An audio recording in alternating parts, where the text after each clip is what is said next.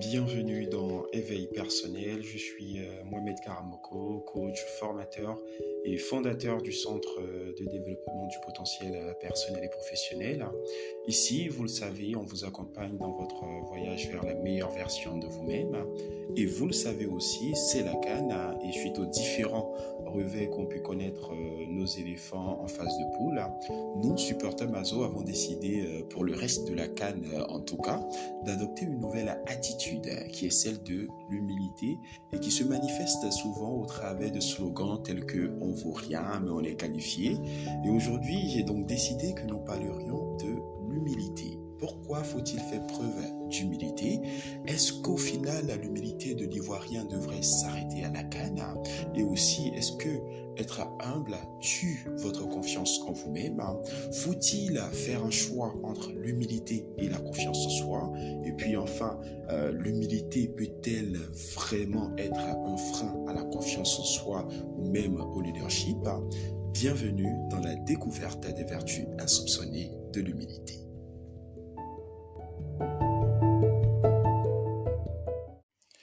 Alors, pour commencer, il serait peut-être intéressant que nous définissions ce que c'est que l'humilité.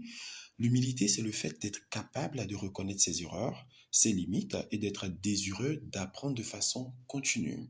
Alors, quels sont à proprement dit les avantages de l'humilité? Pourquoi devez-vous continuer d'être humble même après la canne et qu'est-ce que cela vous apportera? Le premier avantage de l'humilité est que en étant humble, vous faites retomber la pression que vous pourriez être susceptible de ressentir dans une situation ou une autre. Et vous l'avez bien vu avec les éléphants. Une fois qu'on n'attendait plus rien d'eux, eh bien, ils étaient comme libérés et ils se sont métamorphosés. Ce qui était considéré comme étant leur faiblesse, c'est-à-dire le mental, est devenu comme par magie leur plus grande force. Oui, l'humilité vous permet de vous décharger entièrement, je veux dire, de la pression d'atteindre coûte que coûte l'objectif. Vous acceptez votre humanité et cela vous libère du stress et donc vous permet d'être plus performant. Un deuxième avantage à l'humilité est que en étant humble, vous vous donnez la possibilité d'apprendre des autres, alors que l'individu qui n'est pas du tout humble est juste condamné à apprendre de lui-même, ce qui représente une source de savoir plutôt limitée.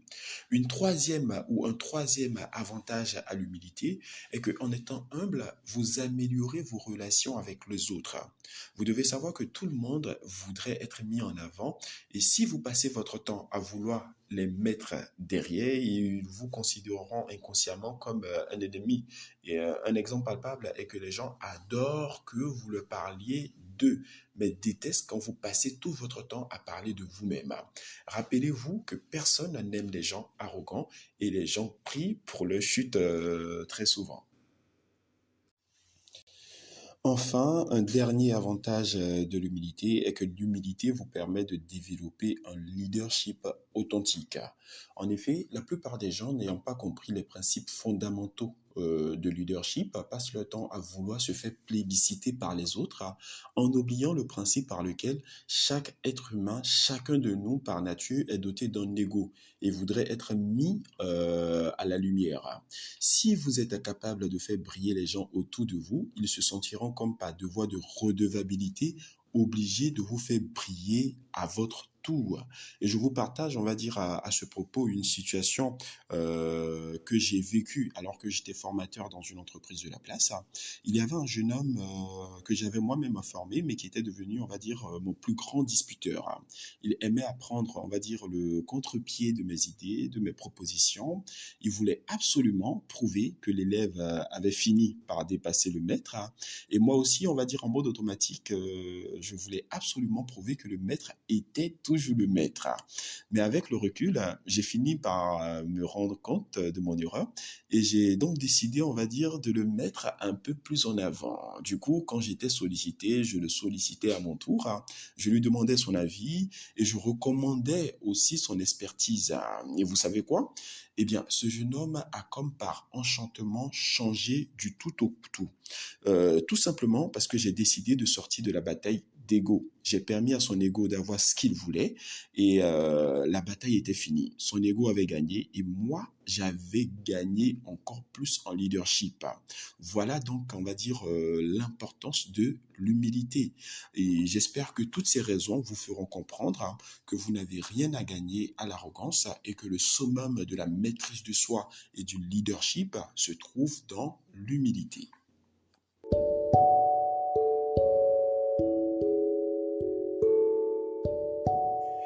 Alors, ça sera tout pour aujourd'hui. Si vous souhaitez enfin développer votre leadership ou celui de vos hommes, eh bien, n'hésitez pas à prendre attache avec votre centre de développement du potentiel personnel et professionnel.